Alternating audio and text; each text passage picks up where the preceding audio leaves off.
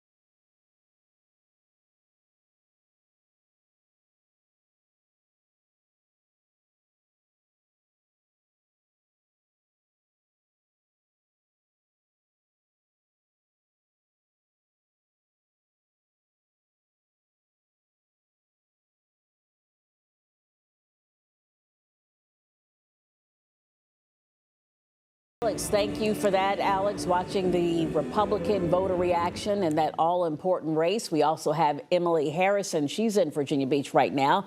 And Emily, you are talking to some of the Democrat voters and getting some of the reaction on the other side of the aisle. Yes, that is going to be the case. And just a few minutes ago, we were just let inside of the Delta Hotel that's going to be at the Virginia Beach oceanfront, where Missy Cotter Small as we go throughout the evening. But both candidates, as we wait for the results to come in for this election night, take a look at the screen behind me. They are already keeping an eye out for what could be happening tonight across here in Virginia and across the rest of the nation, as so many analysts have pointed to this race specifically, saying that this could be one of the most impactful across the nation. On paper, Missy Cotter Smossel and Jen Kiggans have many similarities. Both had times in the Navy and both are very proud moms. But when you start looking into the issues, that's when things start to differ a little bit, as Missy Cotter Smossel has repeatedly said that she is a reproductive rights advocate and has pointed to that numerous times, whereas Jen Kiggans has said that she supports the right to abortion only in cases of that the mother's life is in danger or if it's cases of incest or rape.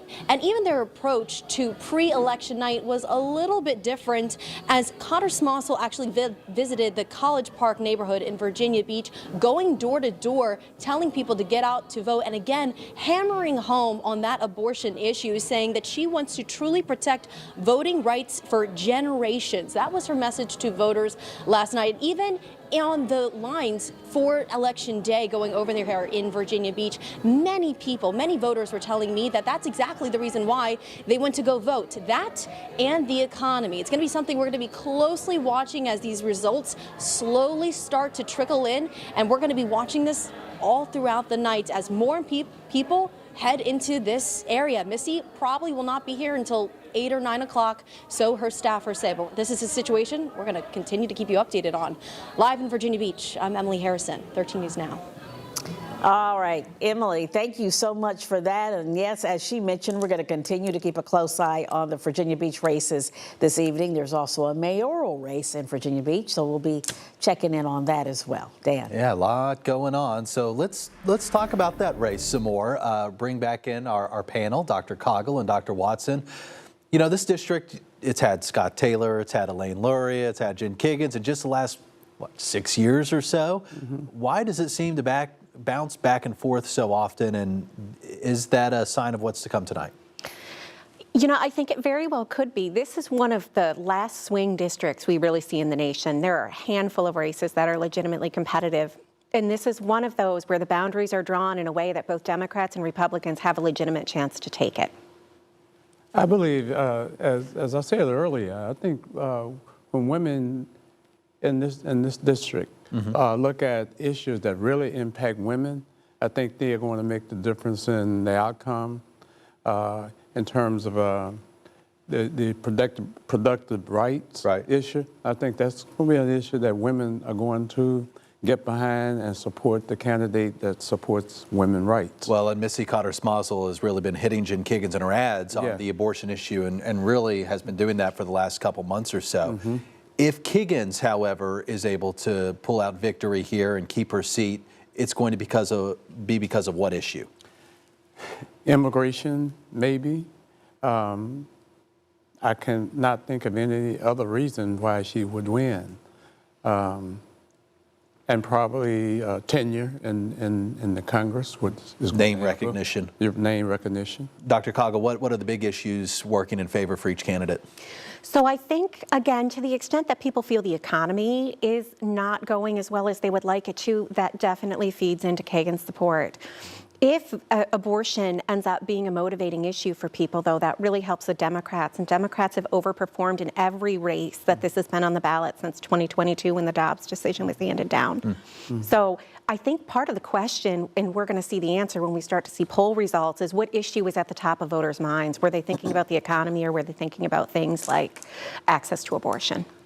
Do you think this is perhaps this race a bellwether of what's to come in the presidential race, and even whether the House could be flipped. I mean, a lot of eyes are on this particular race early tonight. So I actually think this race is probably going to tell us a little bit about the presidential race, because I imagine whoever takes this seat is probably getting a little bit of the coattails of the person in the presidential race who is kind of, has the most momentum. That being said, I think this is absolutely a bellwether in telling us what's going to happen in the House. Are Democrats going to take it, or are Republicans going to keep it? Interesting. Dr. Watson, final thoughts? I think I disagree with that a little.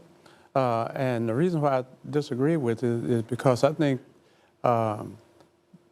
women are going to play a key role. I also think black voters are going to play a key role in the outcome of this election.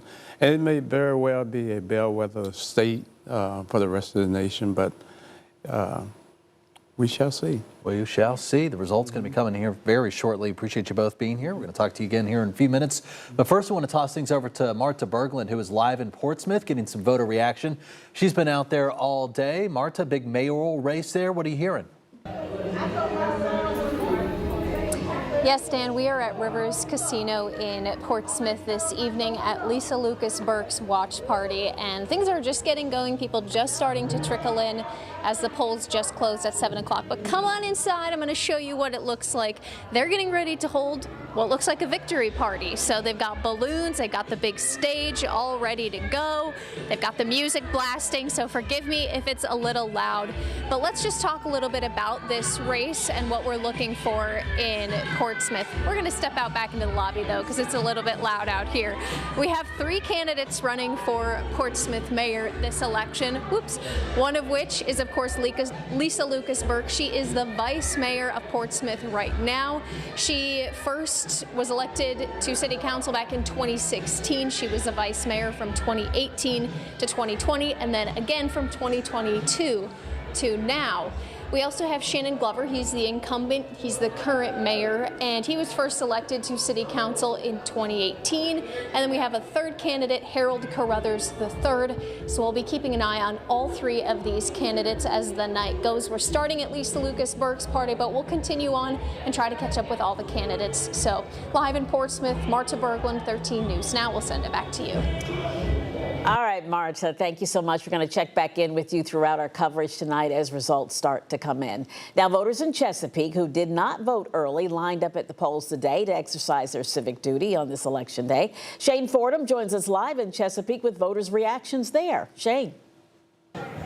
Well, I'm here at Rick West, incumbent Rick West watch party here in Chesapeake at the Lockside Grill, where Mayor West supporters tell us how excited they are and that they believe he has a good chance of winning re-election.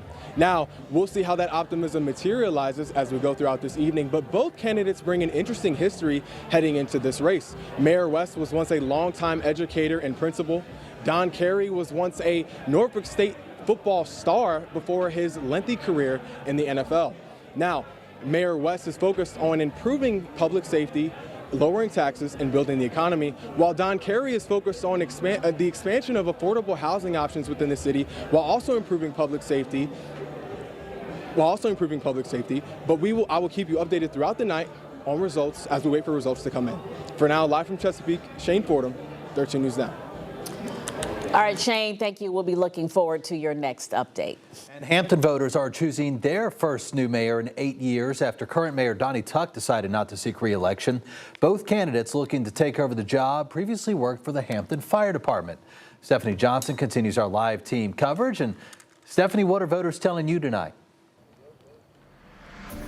They're saying a lot of things, Dan. A lot of people say they are looking for a mayor who will provide more job opportunities in this area, as well as mental health resources. But right now, I'm outside of Phoebus High School, where a lot of students from Hampton University are voting for some the first time. I want to show you what I'm seeing right now. This is where people are voting, a lot of students. To the right, you'll see some students getting some snacks, but inside that building, students are actually waiting to cast their vote.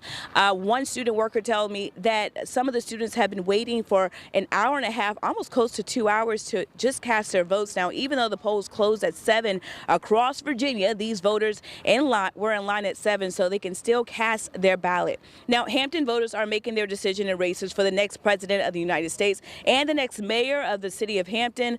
The city will have its first mayor in 8 years after incumbent mayor Donnie Tuck decided not to run again after 2 terms in office. So the choices between the city's current vice mayor and former Hampton Fire Chief Jimmy Gray and former Hampton Fire Captain Rochelle Wallace. Now, Gray's priorities include protecting neighborhoods and buying technology that will help reduce crimes across the city. Meanwhile, Wallace tells 13 News Now her main focus is providing mental health resources. And voters are waiting to cast a vote for the next mayor and president, and they tell me what they want to see. I'm voting for Harris and Walz, yes. And why? Because I feel like they care a lot about women's rights and about black women and black men, and that's really important to me in this country, so yeah. The next mayor should bring more mental health resources, especially to our kids in our area, with school shootings and a lot of other things that are tackling these kids' lives. So there are a lot of issues on these voters' minds tonight. Again, students are still voting here. Students from Hampton University are casting the vote at Phoebus High School. They were able to do it because they were in line before the 7 p.m. deadline. In the meantime, though, I will keep you updated on the race for the next mayor for Hampton. Live in Hampton, Stephanie Johnson, 13 News Now. Back to you guys. Okay, Stephanie, great hearing from those voters tonight. Thank you. Now we'll send things back over to Janet. All right. A major stakeholder in this election is North Carolina, being a battleground state. So joining us to talk about that issue, again, we're going to bring back our political analysts, Dr. Leslie Scoggel and Dr. Robert Watson. So thank you so much. I have this list here, and I was going to go through this of some things, an interview that I saw with Governor Roy Cooper. First of all, he says, and we know how much North Carolina is a battleground state. I'm just putting these glasses on because they match my outfit. That's all, okay? Yeah. All right, so North Carolina, third fastest growing state in the U.S. The blue counties in North Carolina are getting bluer, meaning that there's a lot of expansion in those counties. He also said 568,000 more women are registered to vote in North Carolina than men, and they are outvoting men by 10 points. He mentioned a superior ground game, but we also know that in the western part of the state where Hurricane Helene was so bad, that the voter turnout is outpacing the rest of the state, and we know that there's a lot of red areas in the western part, except maybe Asheville. What does this say to you about what could be happening in North Carolina? So I think North Carolina is really emblematic of a trend we're seeing. In the past 10 years, if I was telling you what the major divisions were in American politics, I would tell you they centered on race and class. But I don't think that's true anymore. I think what we really see is dividing lines on things like education and gender. And that's really what you're seeing in those populous areas of North Carolina, right? Women vote at greater rates than men, and women are more likely to support Democrats right now. And I think you're really also seeing the fact that those areas like Raleigh and Charlotte that have higher levels of education are getting more liberal as you get more and more people who move in. So I think that's part of what's going on. And rural areas, it doesn't surprise me that turnout is high, because when President Trump is on the ballot, turnout has tended to be really high in those rural areas. And it's, I think, a little prosaic to say it's all a matter of getting out the vote and it's all about turnout, but in the end, it's going to be whether or not turnout in the cities is depressed enough to make that increased rural turnout something that can take states like North Carolina for President Trump. And you mentioned the education. We know that HBCUs, A&T State University, the largest HBCU down in Greensboro, Elizabeth City State, and the enrollment at those schools growing and growing, and that's probably going to make a difference in this election. I think it's going to make a major difference, because this is the first time I can remember students at the HBCUs being this engaged in what's going on, because they're looking at issues too, like uncertainty in the future, and they don't see that with the Republicans as having a voice. And so places where you have the HBCUs, like Greensboro, like North Carolina Central, like Elizabeth City State and the rest of them, the students are really engaged because they know that this is a historic moment And I think the fact that Kamala Harris attended an HBCU, it shows the possibilities of what one can accomplish by attending an HBCU. So there are lots of things that are on the ballot. Yeah. One of the other things that Professor mentioned was rural areas. There are more people, I think, in rural areas now who are turning towards someone who can actually make a difference in their life in terms of not only education, but the economy and other issues that has less to do with race than it did, say, 10, 15, or 20 years ago. Right. What about the hurricane? I mean, that was a terrible, terrible. I actually was in North Carolina when that happened, not maybe about, an hour from where all the damage was. But then, we saw all that misinformation out there. And is that something that you think might backfire in the Trump camp, or was it something that's probably helping him? I don't know if it's something that helped or hurt him. I think for worse, that's become part of our political discourse. I do think one of the things we've seen, though, is there was a very real fear what that would do is depress turnout, and it does not seem to have depressed turnout. North Carolina did an excellent job of making sure that people still had access to the ballot, even in those areas that got so hardly hit by the hurricane. Yeah. Your thoughts about the... My thoughts are similar. My son actually lives in Asheville. Oh, wow. And so he and his family were definitely impacted by what happened with the hurricane. Oh, yeah. But I think there were a lot of people who saw that the message that the Republicans sent was not accurate in terms of what the state was doing to address the issues or challenges that people had from the hurricane. So I agree. I think it's going to backfire rather than enhance the opportunities of the Republican Party. All right, well, we'll see what happens. All right, Dan. Okay, interesting conversation. Thanks to all three of you. And we are talking about North Carolina right now as we head to Madison Schlegel live in Elizabeth City. Madison, what are you seeing out there? Hi, Dan. Yeah, the crowds are slowing down here at the Kermit E. Graduate Center in Elizabeth City. We've been here since 4:30 and we've been seeing streams of people coming out.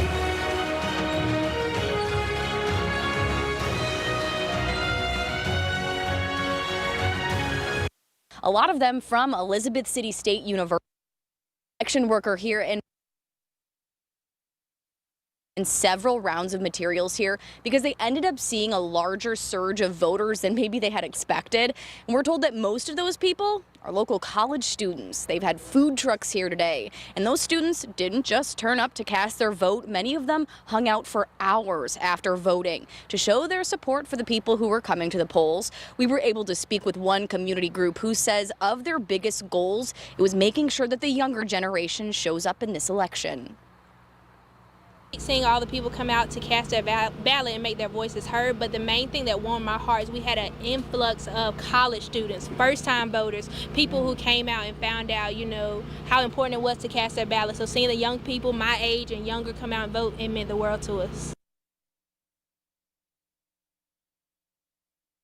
In line by 7:30 this evening here and across North Carolina will still be able to cast their vote. Polling places will be allowing those people to be in line to vote even if it's after 7:30. And we're going to be live with all of that coverage. And we have a little bit later of some of that buzz that we got from those.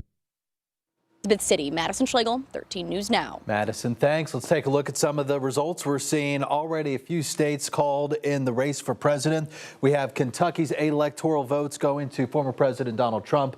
Indiana's 11 electoral votes going to the former president as well. And meanwhile, in Vermont, 3 electoral votes going to the vice president. Let's talk about Virginia specifically and see what's coming in as we talk about the presidential race. Virginia right now with only about 2.5% of the precincts reporting. You have Harris with a nice sizable about 22% lead over the former president. Checking out Norfolk, it's about a 70-30 lead there.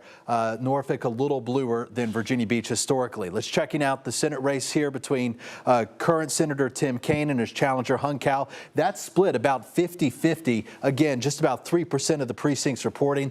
How about some of these U.S. House races that we are watching closely between Cotter Smazel and Representative Kiggins. Kiggins right now with about a 20% point lead, but again, very few precincts reporting here yet. So still a lot to watch tonight out of Virginia as those polls just closed about 30 minutes ago. But already some interesting results coming out of there in Virginia Beach for the presidential election showing Vice President Harris up. Yeah. All right. We're going to keep watching.